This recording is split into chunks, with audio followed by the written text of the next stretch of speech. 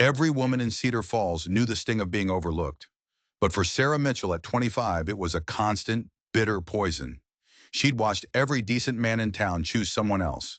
Someone younger, someone prettier, someone whose father didn't run a failing dry goods store and drink away the profits. The whispers followed her everywhere. Spinster, old maid. So when Jacob Stone, a rugged mountain man with eyes the color of a winter sky, offered her marriage, it felt like salvation. He was older, weathered, but he looked at her like she was the first woman he'd ever truly seen. He spoke of a life in the high country, clean and new, away from the judging eyes of the town. A place where she could breathe, a place where she could be wanted. Sarah packed her few belongings and followed him into the vast Colorado wilderness, her heart so full of hope it felt like it might burst. She was finally getting her chance at a family, at a life. What Sarah didn't know was that this wasn't Jacob's first time taking a wife from Cedar Falls. What she didn't know was that he had a collection. And what she couldn't possibly imagine was that her own two sisters, Martha and Rebecca, who had vanished years before, had warmed his bed long before she ever did. The mountain holds secrets darker than its deepest ravines, and Sarah was about to walk right into the heart of one. Sarah Mitchell had always lived in the shadow of her sisters. Martha and Rebecca were golden-haired and bright, their laughter like wind chimes. Men fell over themselves for a single glance. Sarah was the quiet one, with dark hair and gray eyes that held a depth most folks found unsettling. She was plain. She was forgotten. The Mitchell family name had once meant something. Her grandfather's general store was the biggest in 3 counties, but her father's thirst for whiskey had whittled their fortune down to nothing but dusty shelves and unpaid debts. Martha escaped first. She married a traveling merchant when Sarah was just 19. Gone. Rebecca followed 2 years later. Her departure was a mystery. One morning she announced she was going to find Martha. She walked out the door and never came back. Her parents, worn down by grief, barely spoke their names. Her mother sat rocking by the window, staring at the distant mountain passes. Her father found his comfort at the bottom of a bottle. Sarah was left to run the store, tending to customers who saw right through her. It was on a bleak October morning that Jacob Stone walked in. He was a mountain of a man, with shoulders that filled the doorway and hands that looked like they could split logs with a single squeeze. He wasn't handsome in the way town boys were. His face was a roadmap of harsh sun and harder winters. But he looked at her. He really, truly looked at her. "You must be Sarah," he said, his voice a low rumble like distant thunder.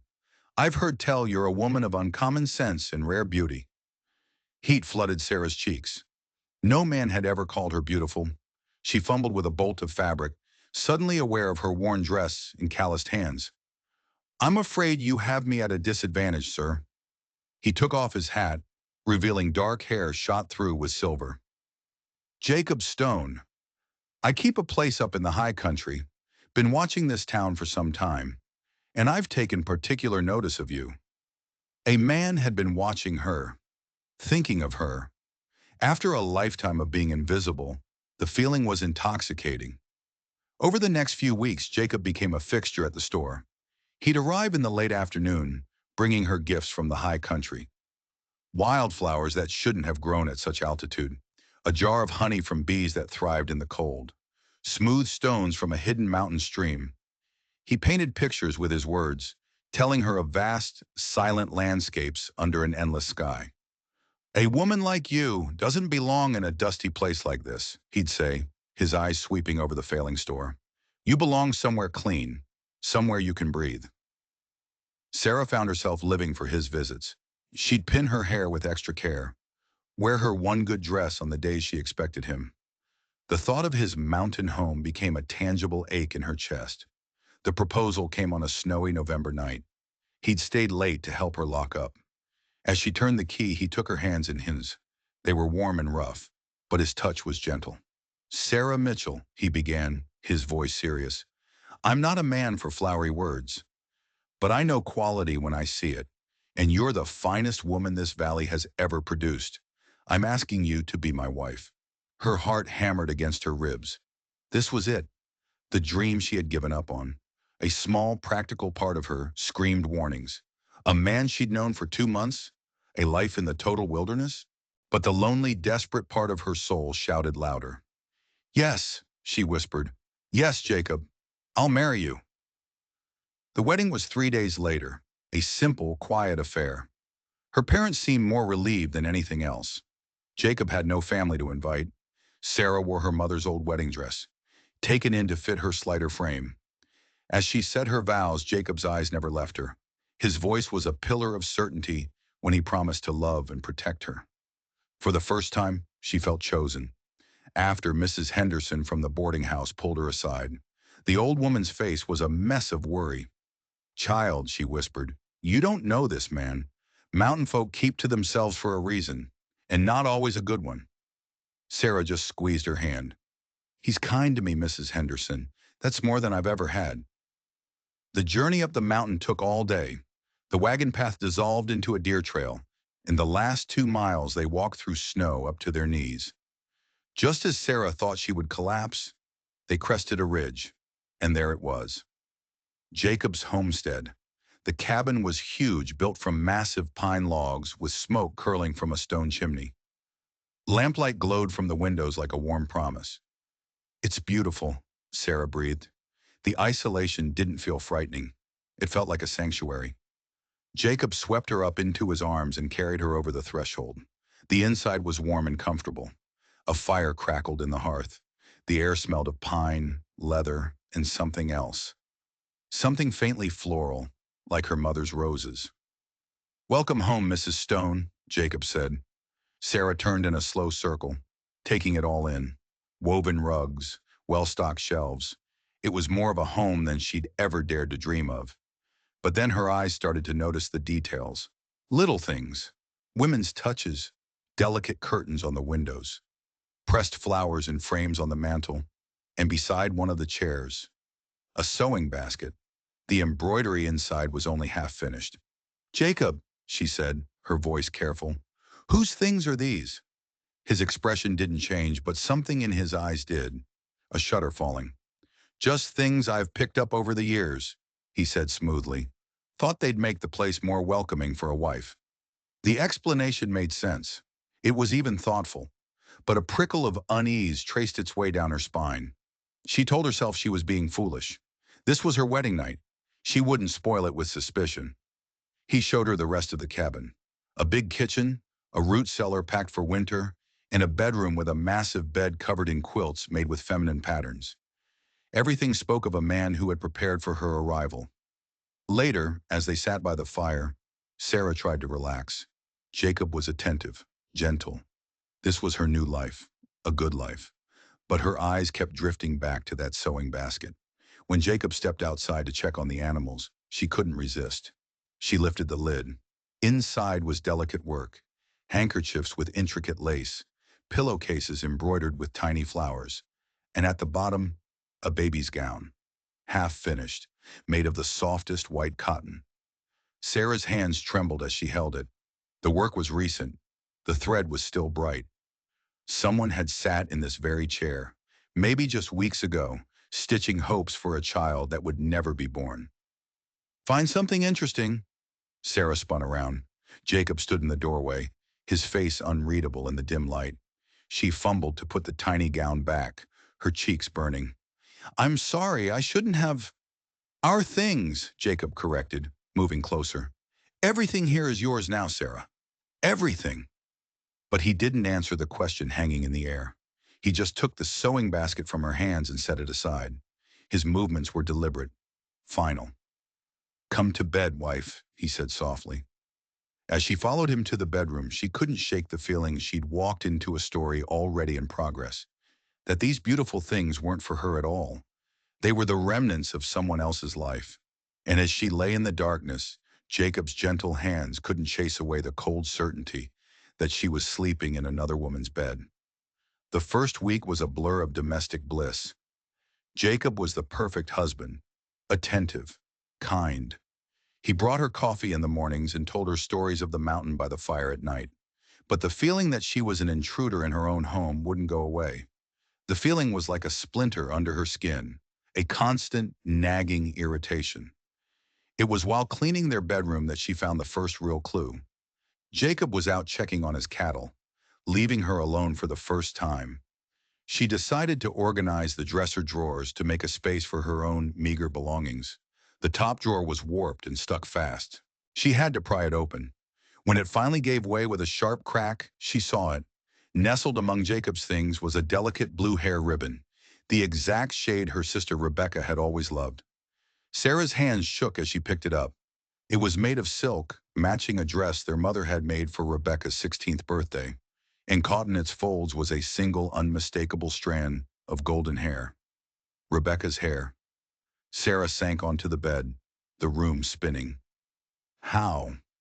How could her sister's ribbon be in Jacob's most private drawer? Her mind scrambled for innocent explanations. Maybe he found it. Maybe it wasn't Rebecca's at all. But she knew. Deep in her gut, she knew. This wasn't a coincidence. This was a sign, a warning.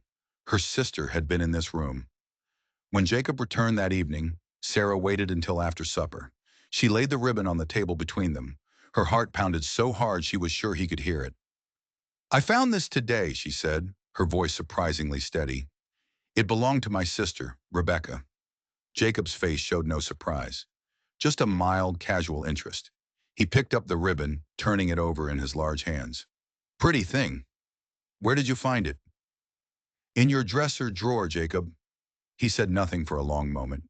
He just wound the ribbon around his finger. Sarah watched his hands, strong and capable, hands that could easily overpower a woman. When he finally looked at her, his blue eyes were as cold as glacier ice. "Your sister was a beautiful woman," he said. "We knew each other." "Knew each other? How?" Sarah's voice cracked. "She disappeared 3 years ago, Jacob. She came up here looking for Martha and never came home. What happened to her?"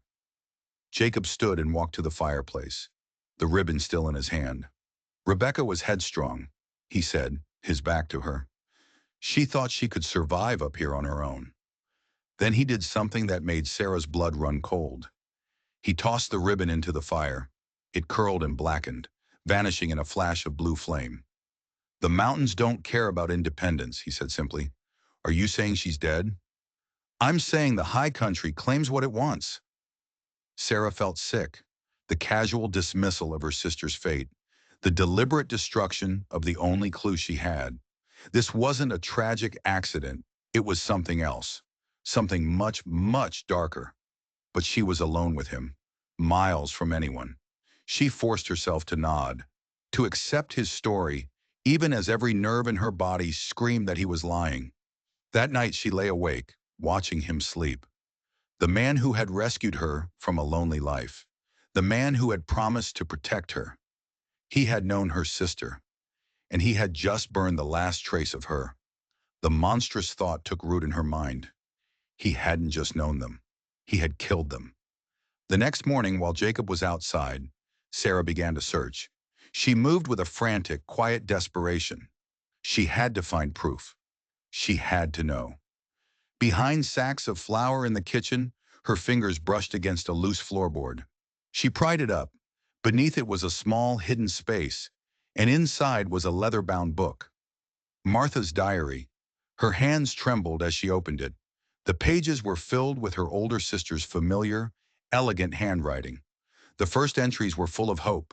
She wrote of Jacob's kindness, of her love for him, of their new life on the mountain. But then the tone began to change. March 15th. Jacob was strange today when I mentioned visiting town. He says the weather is too dangerous, but I can see the pass is clear from the window. Sometimes I feel like a bird in a golden cage. March 22nd. I found women's clothing in the root cellar that isn't mine. When I asked him, he grew angry. He said I was imagining things, but I know what I saw. A blue dress, just like Rebecca always favored. April 3rd. Jacob watches me constantly now. When I suggested we visit family for Easter, he forbade it. His eyes when he's angry. There is something wrong behind them. April 10th. I tried to leave today while he was hunting. I only made it halfway to the pass before he caught me. He was gentle bringing me back, but his grip left bruises. He says he loves me too much to let me go. I'm beginning to think his love is a kind of prison. The final entry was dated just 2 weeks before Martha supposedly ran off with a traveling merchant. April 18th. Rebecca arrived today. I was so happy to see her, but also terrified. I tried to warn her about Jacob, but she thinks I'm being dramatic. He was so charming at dinner, made her laugh. She's staying in the spare room. I pray I am wrong about my fears, but I have hidden this diary. If something happens to me, I want someone to know the truth. Jacob Stone is not the man he pretends to be. Sarah's breath came in ragged gasps. Martha had known. She had tried to warn Rebecca, but it had been too late. Both of her sisters had walked straight into this monster's trap, drawn by the same loneliness that had snared Sarah. She heard Jacob's boots on the porch. Quickly, she shoved the diary back into its hiding place and covered it with the sacks of flour. By the time he walked into the kitchen, she was at the stove, her hands shaking only slightly as she ladled porridge. "You're quiet this morning," Jacob said, sitting at the table. "Just thinking about my sisters," she managed to say. "I miss them." "Of course you do," he said, his voice dripping with false sympathy. "Family is precious." The words that would have comforted her a week ago now sounded like a threat. She smiled at him, playing the part of the devoted wife, while her mind reeled. She was living with a murderer. The man sharing her bed had killed her sisters, and if she wasn't very, very careful, she would be next. The mountain no longer felt like a sanctuary. It felt like a tomb. But unlike her sisters, Sarah had an advantage. She knew, and as she watched him eat the breakfast she'd prepared, she began to plan. Sarah spent the next few days in a state of high alert, playing the part of the happy wife while secretly mapping out Jacob's property and his routines. Every time he left the cabin to chop wood or mend a fence, she explored a little further. Behind the cabin, built into the hillside, was a root cellar. The heavy wooden door was secured with a simple iron latch. She'd been down there with him once, had seen the shelves packed with preserves. But Martha's diary mentioned women's clothing. When Jacob was busy in the barn, Sarah slipped down into the cool, earthy darkness. The cellar was just as she remembered. Shelves of jars, smoked meats hanging from the rafters. But in the far corner, hidden behind a stack of empty crates, she found them. Dresses, not one or two, a dozen of them, hanging from wooden pegs like ghosts. She recognized Martha's green wool dress, Rebecca's blue silk. But there were others. A yellow calico, a rich burgundy velvet, a simple homespun brown that might have belonged to a farmer's daughter. Each dress was a story, a life cut short. Her hands shook as she touched the fabrics. Some were torn, some had dark rust-colored stains that could only be one thing: dried blood. Jacob didn't just kill women, he kept trophies. A sound from outside, Jacob calling to his horses, sent her scrambling back up the steps. She secured the latch just as he came around the side of the barn. She had to act normal. She couldn't let him see the terror in her eyes. That night by the fire, Jacob was more talkative than usual. He spoke of the purity of the mountains, away from the prying eyes of town. "A man can live by his own code up here," he said, his eyes glinting in the firelight. "Follow his own nature." "Doesn't it get lonely?" Sarah asked, her voice a carefully constructed whisper of innocence. His gaze fixed on her. It was intense, possessive. "I've never been alone for long. The mountains have a way of bringing me what I need. Beautiful things. They tend to find their way to me." Ice flowed through her veins. He wasn't talking about wildflowers or smooth river stones. He was talking about her, about her sisters. He collected them. 2 days later, she met the neighbor. Jacob was out hunting. Sarah was hanging laundry when an old man leading a mule emerged from the trees. His face was weathered leather, his eyes sharp and curious. "Well, I'll be," he said, tipping a battered hat. "Didn't know old Jacob had himself another wife." Another. The word hit her like a punch to the gut. "I'm Sarah Stone," she said, keeping her voice even. "We were married last month." "Pete Garrison," the man said. "Run a trap line through this valley. Known Jacob for nigh on 8 years. His eyes darted toward the cabin, then back to her. He stepped closer. "You're the third Mrs. Stone I've met," he whispered. Sarah's mouth went dry. "The third?" "Yep. Pretty blonde girl named Martha. Then another looked just like her. Rebecca, I think. Fine women, both of them." Shame what happened. What? What did happen? Sarah whispered, her heart pounding. The old trapper's face grew guarded. Jacob tell you they ran off with other men? Sarah nodded. Pete spat a stream of tobacco juice into the snow. That's his story, but I've been trapping these mountains for 30 years, miss. I know every pass, every trail. Neither of them gals ever came down off this mountain. Before she could ask more, they heard it. Jacob's voice calling her name from the edge of the woods. Pete's face went pale. Don't tell him we talked, he said, his voice urgent and low. Jacob don't like his wives speaking to other folks. The last time I tried to warn Martha, Jacob's voice was closer now, angry. Pete backed away, fear etched on his face. You be careful, Mrs. Stone. Real careful. He melted back into the trees just as Jacob emerged, holding up a pair of rabbits he'd shot. Thought I heard voices, he said, his tone casual, but his eyes swept the clearing like a hawk's. Just talking to myself, Sarah said with a shaky smile. The silence gets to me sometimes. Jacob studied her for a long, unnerving moment. Finally, he seemed to accept it. Fresh meat for dinner, he said. Go on inside and start the vegetables. Sarah fled to the kitchen, but through the window she watched him. He walked to the spot where she'd been talking to Pete. He knelt, examining the ground like a tracker. He saw the mule's hoof prints. His whole body went rigid. He followed the tracks to the tree line, his movements cold and deliberate. That night, Jacob was different. His gentleness was gone, replaced by a chilling watchfulness. He asked her questions about her day, probing for any inconsistencies in her story. As they got ready for bed, he opened the dresser drawer, the one where she'd found Rebecca's ribbon. His hands moved through his belongings, checking, searching. Then his fingers closed around the handle of a long hunting knife. I'll be doing some tracking tomorrow, he said, running his thumb along the blade. Wolves in the area. Can't have them threatening the livestock. Sarah saw the dried, dark stains on the steel. They didn't look like animal blood. She thought of Pete's terrified face, his frantic warning. Maybe I could come with you, she ventured, testing him, his hands stilled on the knife. The high country is dangerous for a woman. Too many places to get hurt, to fall and never be found. You'll stay here, where you're safe. His voice left no room for argument. As he slid the knife back into the drawer, a horrifying certainty washed over her. She was looking at the weapon that had killed her sisters. The blade that had ended their lives now lay just feet from her bed, in the hands of the man who would lie beside her and whisper words of love. Pete had tried to warn Martha. Now Jacob was going tracking.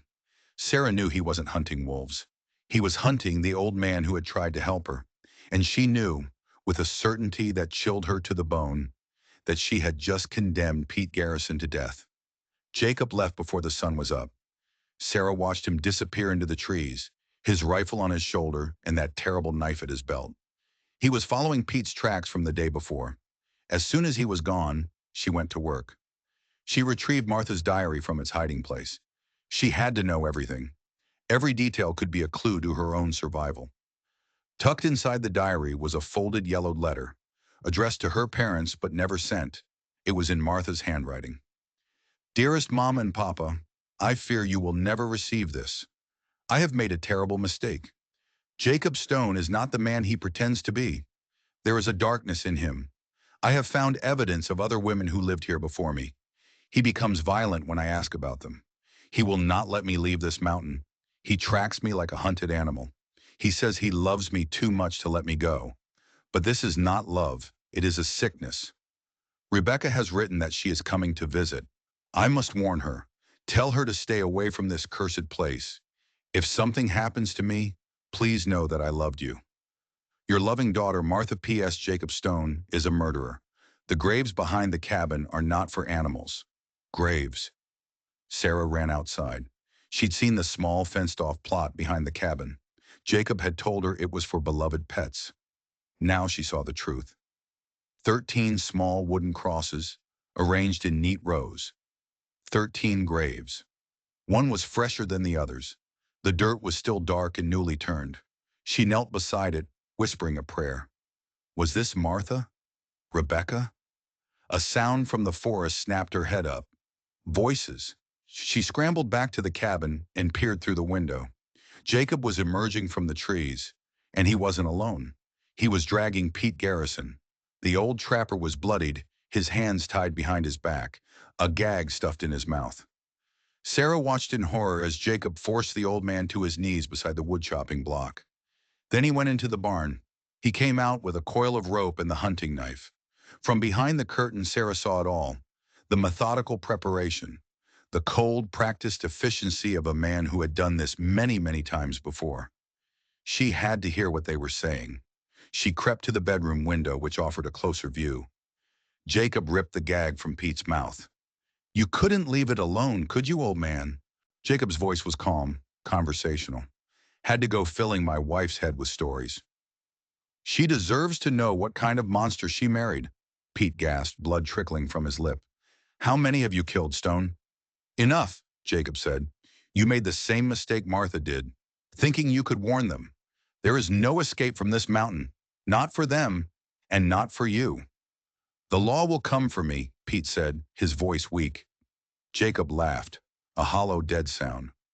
"The law thinks you died in an avalanche 2 winters ago. It's amazing how easy it is to make someone disappear up here." Sarah's blood ran cold. Jacob wasn't just a killer. He was a master of deception. "Sarah seems different," Pete said, stalling for time. "Stronger. She won't break as easy as the others." "Every woman breaks," Jacob said, tying a noose in the rope. "Martha lasted 6 months. Rebecca barely made it 3 weeks. Too suspicious. If Sarah tries to leave—" He looked toward the cabin, and Sarah knew he was picturing her inside. "Then she'll join her sisters in the garden. But I don't think she will. She's lonely. She'll convince herself that staying is better than dying. They all do, eventually."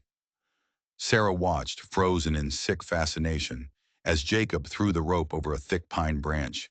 He slipped the noose around Pete's neck. She turned away, pressing her hands over her ears, but she couldn't block out the sounds. When she finally forced herself to look again, Pete's body was hanging limp from the tree, and Jacob was already digging a new grave. The 14th. He was whistling. As she watched her husband bury the man who tried to save her, Sarah understood. She wasn't just trapped with a murderer. She was trapped with a predator who had perfected his hunt. He knew how to isolate his victims, how to break them. But her sisters had made a mistake. They'd let him know they were suspicious. They'd tried to run. Sarah wouldn't make that mistake. She would play his game. She would become the broken, submissive wife he wanted, and she would wait for her chance.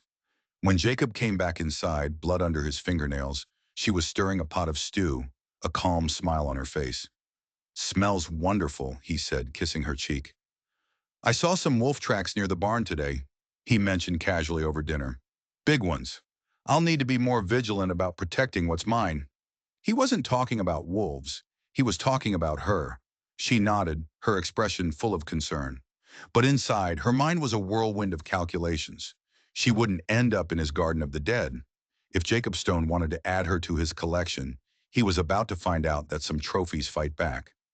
The day after Pete's murder, Sarah knew she had to find out for sure. As soon as Jacob left to check his traps, she grabbed a small spade and went to the garden of graves. She went to the freshest one, Pete's. But it was the one next to it, the one with slightly less settled earth, that called to her. She began to dig. The ground was cold and hard. Her hands quickly blistered. But she didn't stop. She had to know. About 6 inches down, her spade hit something hard, something that wasn't a rock. It gleamed in the pale morning light. She dropped to her knees, clawing at the dirt with her bare hands. It was a silver locket, Rebecca's locket, a gift from their grandmother. Inside was a tiny photograph of the three of them, Martha, Rebecca, and Sarah, smiling. Before the world had turned dark, the chain was broken, as if it had been ripped from her sister's neck. Sarah clutched it to her chest, a single hot tear rolling down her cheek. This was it, the final, terrible proof. She carefully refilled the grave, hiding all evidence of her digging. She tucked the locket inside her dress, a cold weight against her heart. It was a memorial, and it was a promise. She wouldn't just survive, she would get justice. Her mind now worked with a cold, clear purpose. She cataloged every detail of the homestead, every tool, every path, every one of Jacob's habits. Knowledge was her only weapon. The barn was a place he'd forbidden her to enter. He said the tools were dangerous, the animals unpredictable. Now she knew why. She slipped inside. The air was thick with the smell of hay and something else. Something metallic and grim. It wasn't just a barn, it was his workshop. Coils of rope, some stained dark, hung from the rafters. A workbench was lined with knives of every shape and size, all sharpened to a razor's edge. And along one wall, arranged like a museum exhibit, were the personal effects of his victims. Jewelry boxes, faded photographs of smiling women, bundles of letters that were never sent. In the center of the display was a black leather ledger. Her hands shook as she opened it. Page after page of Jacob's neat, precise handwriting. Names, dates, descriptions of his methods. Sketches showing where each body was buried. It was his murder diary, a detailed confession stretching back 15 years. November 3rd, 1859, first success, Mary Catherine Walsh, age 19. Resisted but broke after 2 weeks of proper training, disposed of deck first after escape attempt. Buried northeast section. Sarah's stomach heaved as she read on. Dozens of women, lured by his promises, only to end up as an entry in his book in A Cross in His Garden. She found her sisters' names. March 12th, 1869, Martha Rose Mitchell, age 23. Exceptionally beautiful specimen. Lasted 6 months before disposal became necessary. Sister Rebecca arrived April 18th as predicted. 2-for-1 acquisition proves efficiency of targeting family groups. April 30th, 1869, Rebecca Ann Mitchell, age 21. Suspicious nature made breaking difficult. Disposed of May 2nd after failed escape attempt. Both Mitchell sisters buried in southeast section. Consider targeting final sister if opportunity arises. The final sister. Her blood turned to ice as she read the last entry in the book. November 8th, 1870, Sarah Elizabeth Mitchell, age 25. Last of the Mitchell line. Desperate for marriage due to advanced age. Perfect candidate for long-term acquisition. Wedding Nov 11th. Expects 6 to 8 months of useful service before disposal becomes necessary. Disposal. He had already planned her death, sometime between May and July. To him, she wasn't a wife. She wasn't even a person. She was a specimen, an acquisition, with an expiration date. But the ledger also gave her a flicker of hope. Jacob's arrogance had made him careless. He had documented everything. This book could hang him.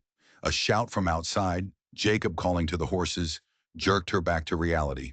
She slammed the ledger shut, put it back exactly where she found it, and fled the barn. She was peeling apples in the kitchen when he walked in, trying to make her frantic energy look like domestic enthusiasm. He watched her for a long moment, his eyes sharp and calculating. "You seem energetic today," he said. "I suppose I'm finally starting to feel at home here," she replied, her voice a perfect imitation of contentment. "Good," he said, his hands settling on her shoulders, his grip just a little too tight. Some women never adjust. They let loneliness drive them to unfortunate decisions. He was testing her, probing for any sign that she knew. That night, she lay beside him in the dark, his steady breathing a monstrous rhythm beside her. She couldn't run. He was an expert tracker. She couldn't fight him. He was too strong. But she had the ledger. She had his confession, and she had a plan. It was dangerous. It would require a performance so convincing that he would never suspect a thing. She would have to become the perfect, broken wife. She would have to convince him that he had won. And then, when he least expected it, she would destroy him. Rebecca's locket was cold against her skin, a reminder of what was at stake. The mountain had claimed 2 Mitchell sisters. It would not claim the third. Sarah's transformation began the next morning. It was subtle at first. She started asking his opinion on everything. How he liked his coffee, where to store the extra blankets. She deferred to his judgment, praising his wisdom. When he suggested she wear her hair down, she immediately unpinned it, letting it fall across her shoulders. He watched the changes with a smug satisfaction. He thought he was breaking her, taming her. He had no idea she was forging a weapon out of his own expectations. "I've been thinking about what you said," she told him one evening, About some women lacking strength for mountain living. I think I understand now. He paused, intrigued. And what have you learned? She chose her words carefully, echoing his own twisted philosophy back at him. I think some women fight their nature. They struggle against things they can't change, instead of finding happiness in acceptance. Very wise, he said, a genuine smile spreading across his face. Many women never learn that lesson. Over the next few weeks, she became the woman in his ledger, the perfect specimen. She stopped asking about town. She showed no interest in the world beyond his property. She listened to his stories with rapt attention. She responded to his touch with feigned affection. And it worked. He started to trust her.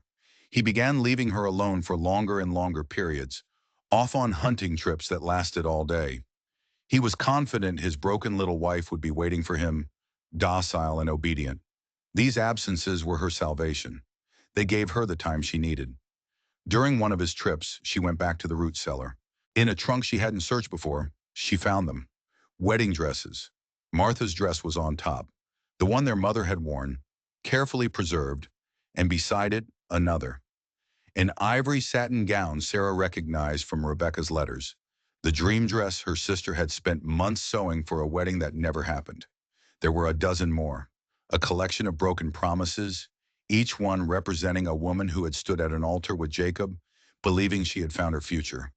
At the bottom of the trunk, she found his most treasured trophies, photographs, pictures of his victims, smiling and radiant in their wedding gowns, standing beside him. The dates went back to 1858. She stared at his face in each picture. The same gentle smile, the same kind eyes, the perfect mask of a devoted husband. No wonder they had trusted him. She had trusted him. These photos, along with the ledger, were his undoing. It was all the proof anyone would ever need. But getting it off the mountain was another story. The answer came to her in late December. Jacob mentioned his monthly supply run. He traded furs in distant towns, a trip that would take him away for nearly a week. His next trip was in early January. She had her chance. She began to prepare in secret, hiding food, warm clothing. She chose the most damning pages from his ledger, the most recognizable photographs and jewelry. She planned her route, not back to Cedar Falls. He would expect that. She would go to Denver, to the federal marshals. The night before he left, she played her final, most important role. She clung to him in bed, her performance flawless. I hate when you leave, she whispered. The silence is so empty without you. He stroked her hair, his voice full of pride. You've learned to appreciate what you have, Sarah. Some women never understand how fortunate they are to be chosen. Will you be gone long? 5 days, maybe 6. But you'll be safe here. The mountain protects what belongs to it. He didn't know the mountain was about to betray him. As he slept, she lay awake, her mind racing. In a few hours, he would be gone. He would ride away, confident that his perfect broken wife was waiting. But he would be wrong. He would come back to an empty cabin, and the end of his world. A storm was building on the horizon. It would cover her tracks. The mountain that had been his accomplice for so long was about to become hers. Jacob left before dawn. Sarah stood in the doorway and waved until his wagon was out of sight, the very picture of a heartbroken wife. The moment he was gone, she exploded into action.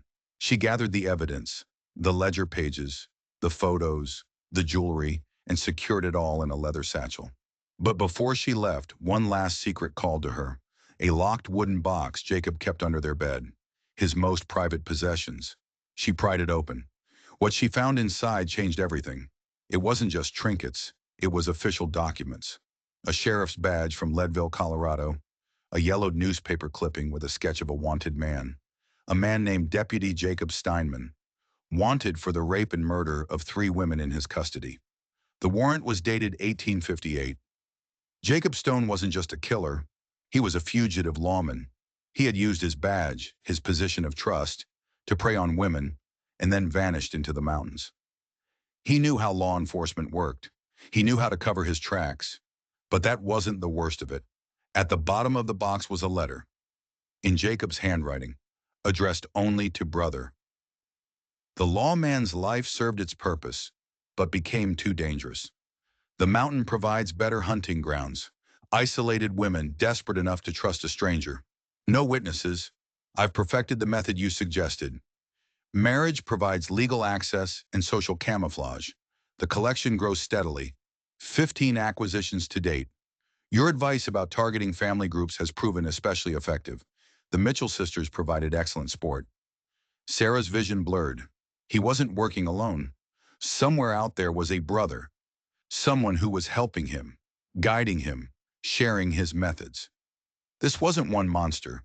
It was a network. Then she found one last item, a small leather journal just like Martha's. But the handwriting was different. October 15th, 1870. Brother Jay reports successful acquisition of final Mitchell specimen. Plans to maintain this one longer. Have forwarded intelligence on potential subjects in Wyoming territory. 3 unmarried sisters in Laramie show promise. The journal was a logbook for a systematic campaign of murder, spanning multiple states, with entries signed Brother M. She realized she was holding the blueprint for a secret society of killers. But the final entry made her heart stop. December 20th, 1870. Brother Jay reports Sarah Mitchell showing signs of complete submission. Have identified replacement candidate in case early termination becomes necessary. Widow Emma Hartwell, neighboring property, shows interest in Brother Jay's welfare. Emma, the kind widow from the next homestead over. The only person who had shown her any friendship. She was Jacob's next victim. Sarah was no longer just running for her life. She was racing to save Emma's. She had to warn her. The storm Jacob had predicted was about to break. It would make her journey treacherous, but it would also hide her from view. She took one last look at the cabin that was meant to be her tomb, then stepped out into the biting wind. She carried the evidence that could bring down an empire of murder. But as she hurried through the forest toward Emma's homestead, she couldn't shake the feeling she was being watched. Had Jacob's trip been a trick? A test? Was he out there right now, letting her think she was free, just toying with her before the final kill? The wind howled through the pines like the screams of the dead, and every shadow seemed to hold the shape of a man. The journey to Emma's cabin was a nightmare. The storm hit with a sudden, brutal force. Snow fell so thick she could barely see her hand in front of her face. The wind was a physical thing, pushing her back, stealing her breath. She was halfway there when she heard it, a sound that wasn't the storm, the crack of a rifle.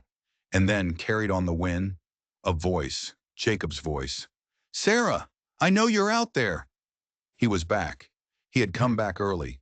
He knew she was gone, and now he was hunting her. She plunged off the trail into the deep woods, praying the blizzard would hide her. But his voice echoed through the trees, seeming to come from all directions at once. "Come back to the cabin, Sarah. A storm is no place for a woman alone." The false concern in his voice was more terrifying than any threat. He knew she'd found his box. He knew she had the evidence. The kind husband was gone forever. Only the monster remained. She fought through the deepening snow, the satchel of evidence bumping against her hip, a constant reminder of what she was fighting for. But he was gaining on her. She could hear the crunch of his footsteps, closer and closer. He knew this mountain. He was the predator, and she was on his hunting ground. She couldn't outrun him. Then she remembered. Martha's diary. She had written about an old abandoned mine claim, a place she'd stashed supplies for an escape she never got to make. Sarah changed direction, fighting her way toward the claim. The entrance to the mine was almost completely hidden by snow, but she found it, a dark, narrow slash in the rock. 50 feet inside, in the cold, absolute darkness, her hands found a canvas bag. Inside was dried food, a wool blanket, and a double-barreled shotgun. Next to the bag, carved into the stone wall, were Martha's last words. "Jacob Stone is a murderer. Kill him before he kills you." Her hands shook as she checked the shotgun. It was loaded. She had never pointed a gun at another person in her life. But then she thought of Martha, of Rebecca, of Pete hanging from that tree. The sound of footsteps outside the mine steeled her resolve. She blew out her lantern and melted deeper into the darkness. Jacob's silhouette filled the entrance, black against the swirling white of the storm. "I know you're in there, Sarah," he said, his voice calm. "Come out now, and I promise your death will be quick. Keep hiding, and I'll make it last for days." He thought she was still the scared, helpless woman he married. He thought he had already won. Sarah raised the shotgun. The tunnel was narrow. He was a big target. She couldn't miss. But for a split second, she hesitated. The woman from Cedar Falls, the forgotten daughter, hesitated to take a human life. That hesitation almost killed her. Jacob heard the tiny scrape of her boot on the rock. He dove to the side just as she fired. The blast was deafening in the confined space. Rock chips sprayed from the wall, but he was untouched. Before she could reload, he was on his feet, charging into the darkness. "You little bitch," he snarled, the mask of civilization gone completely. "I'll make you suffer for this." She fumbled with the second shell, her fingers numb with cold and fear. He was almost on her, his hunting knife gleaming. She got the second barrel loaded, spun, and fired without aiming. The blast hit him square in the chest. It lifted him off his feet and slammed him against the mine wall. He slid to the ground, a rattling, wet sound coming from his lungs. But he wasn't dead. "You think you've won?" he gasped, blood frothing at his lips. "There are others. The network. They'll find you." Sarah backed away, the empty shotgun still aimed at his chest. "It's over, Jacob. I have your records. The law will hunt down every one of your brothers." He managed a final, gurgling laugh. "Stupid girl. We have contingencies, new identities. Then they'll spend the rest of their lives looking over their shoulders," she said, the steel in her own voice surprising her. She left him there, dying alone in the dark tomb he'd inadvertently chosen for himself. She stepped back out into the raging blizzard. Jacob was dead, but his last words echoed in her mind. The network. They'll find you. She had won the battle, but the war had just begun, and she was wounded, exhausted, entrapped on a mountain with a storm and a pack of killers on her trail. The blizzard was a white wall, erasing the world. Sarah fought for every step, the shotgun now a walking stick, the satchel of evidence a leaden weight. She had to get to Emma's. But then she heard new voices on the wind, not Jacob's, men, shouting to each other. "Trail leads this way. Snow's covering it fast." "Doesn't matter. She can't have gotten far." Jacob's orders were clear. "Find her, bring back the evidence. What we do with her after, that's our choice." Jacob's brothers. They were already here. She pressed herself against a tree as they passed, their lanterns cutting yellow beams through the snow. There were at least 4 of them, moving with the confidence of experienced hunters. "Check the mining claim," one of them said. A moment later, the reply came back. "Already did. Found Jacob's body. No sign of the woman. She's still moving, probably heading for the Hartwell place." They knew. They knew about Emma. This wasn't just a posse. This was an organized team. They were executing a containment plan. She heard another snatch of conversation. "Network's compromised if those documents get out. 17 active operations across 6 territories. 17. 17 Jacob Stones, scattered across the West, all part of this monstrous enterprise. The scale of it was unimaginable. She couldn't lead them to Emma's door. She had to go somewhere else, somewhere they wouldn't expect. Pete's cabin. The old trapper's place was 2 miles away, a desperate gamble in this storm. But it was her only hope, a place to rest, to regroup. The journey was a blur of pain and cold. Her world shrank to the next step, and the next. The wind howled like the ghosts of the dead, and Rebecca's locket felt like a block of ice against her skin. She was on the verge of collapse when she saw it, a dark shape through the snow. Pete's cabin. She stumbled inside, barring the door behind her. It was small, Spartan, but it was a fortress against the storm. Wood was stacked by the hearth. Shelves were lined with food and ammunition. She built a fire, the warmth a painful shock to her frozen limbs. She had just slumped to the floor when she heard it. The distant baying of hounds. They had tracking dogs. Her sanctuary was about to become a trap. She searched Pete's supplies, more shotgun shells, a sharp hunting knife, and several packets of black powder for blasting stumps. An idea born of pure desperation took shape in her mind. The barking was closer now. She could see their lanterns through the window. She had minutes. Working frantically, she placed the powder packets around the cabin, by the door, beneath the windows. She ran a long fuse from the packet nearest the fireplace to the heavy oak table she'd tipped on its side for cover.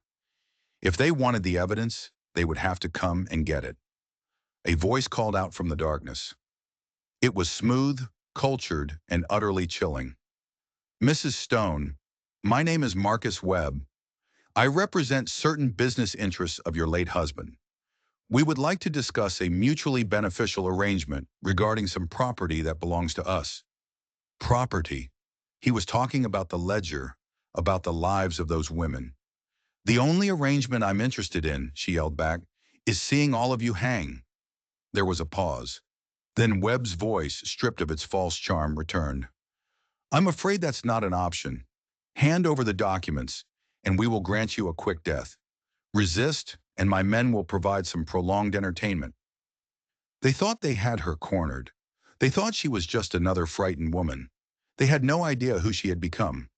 Come and take them, she said, her voice ringing with a clarity that surprised even herself. But I promise, you'll pay a price that makes your business unprofitable. The attack came with the dawn. The dogs fell silent. Then the window shattered. A burning torch flew in, setting a pile of Pete's furs on fire. They were going to burn her out. Last chance, Mrs. Stone, Webb shouted. Sarah lit the fuse. Lit. It sizzled toward the powder charge by the door. She had maybe 2 minutes. The door splintered. 2 men charged in, moving like soldiers. She waited until they were fully inside. Then the powder charge by the door exploded. The blast tore the front wall off the cabin. One man was thrown back out into the snow, a broken doll. The other was wounded, diving behind the iron stove. She's got explosives, he screamed. Sarah's shotgun blast cut him off, but the cabin was now an inferno. Smoke filled her lungs. Flames raced across the ceiling. She grabbed the satchel and scrambled for the back wall, where Pete's axe was hanging. The other window exploded. Another man dove through, landing in a perfect roll, a pistol in his hand. Drop it, he ordered. You're thinking too small, Mrs. Stone, the man said with a cold smile. This operation involves politicians, judges. Your husband was just a cog in the machine. You can't stop us. Maybe not, Sarah said, her finger tightening on the trigger. But I can sure as hell make it expensive. They fired at the same time. The man's bullet tore through her shoulder, spinning her against the wall. But her shot found its mark. He collapsed, his chest a ruin. As he fell, he gasped out a final, chilling warning. Webb has your friend, the widow, Emma. They had Emma.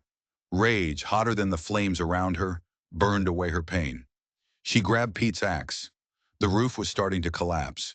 She hacked at the back wall, her wounded shoulder screaming with every swing. The logs gave way. She threw herself through the opening just as the cabin came down behind her in a shower of sparks and fire. She rolled in the snow, wounded and bleeding, the evidence clutched in her hand. The remaining killers were gone. They had retreated, and they had her friend. She couldn't go to the law. Not yet. Any move she made would be a death sentence for Emma. As the sun rose over the smoldering ruins, Sarah Mitchellstone made a choice. The hunted was about to become the hunter. She would track them down. She would rescue Emma, and she would burn their entire network to the ground. She followed their tracks for 3 days. Her shoulder was a constant, throbbing agony. She was exhausted, running on nothing but grief and rage. She found them in an abandoned logging camp, deep in a remote valley. She spent 2 days watching them, learning their routines, their guard shifts. There were 6 of them left, including Webb. Emma was alive, tied to a chair inside the main building. Sarah waited for the moment the guards changed shifts, when for a few seconds all eyes were turned inward.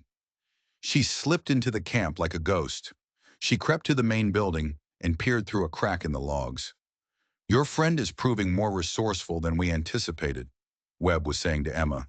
Jacob assured us she was completely broken. Sarah's stronger than any of you, Emma spat back, her face bruised but her eyes defiant.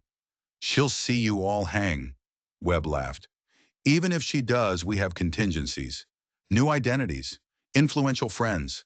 This network has survived for over a decade. We are untouchable. Sarah had heard enough.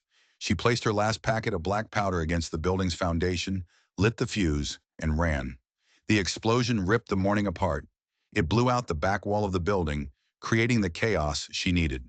She charged into the smoke and dust, Pete's axe in her hands. One guard was buried under the debris. The other was stunned. The axe silenced him forever.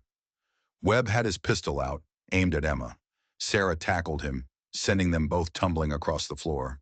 The gun went off, the bullet burying itself in the ceiling. He threw her off and scrambled for a rifle. She was faster. Pete's hunting knife, now hers, found its home between his shoulder blades. He collapsed, a look of disbelief on his face. The other killers were swarming the building. Sarah cut Emma's ropes and shoved Pete's spare pistol into her hands. "Can you shoot?" Sarah gasped. Emma's smile was grim. "My late husband taught me well. These bastards killed him when he started asking questions about Jacob." The final battle was short and brutal. They had expected one frightened woman. They found two avenging angels. When the gun smoke cleared, 5 more men lay dead in the snow. It was over. The journey to Denver took 2 weeks. The evidence Sarah carried, Jacob's ledger, the photographs, Webb's correspondence, was undeniable. The federal marshals listened, their faces growing grimmer with every word Sarah spoke. The trials that followed were the biggest the West had ever seen. The network was exposed. Politicians, judges, and 17 killers across 6 territories were brought to justice. Sarah returned to Cedar Falls, but she was not the same woman who had left. The quiet spinster was gone. In her place was a survivor. She and Emma used the reward money to open a refuge, a safe house for women fleeing the kind of darkness they had endured. They built their own network, one of protection, not predation. On quiet nights, Sarah would hold Rebecca's locket. Her sisters had not died in vain. Their tragedy had exposed a monstrous evil and saved countless lives. The mountain where Jacob built his garden of graves is quiet now. The victims were given proper burials, their names finally known, their stories finally told. The wind that blows through the high country pines no longer whispers of secrets and fear. It whispers of survival. It whispers of 2 sisters who went to a mountain and never came back, and of the 3rd sister who did. If this story of strength and survival touched your heart, make sure you hit that subscribe button and turn on notifications, because you won't want to miss the stories we have coming up.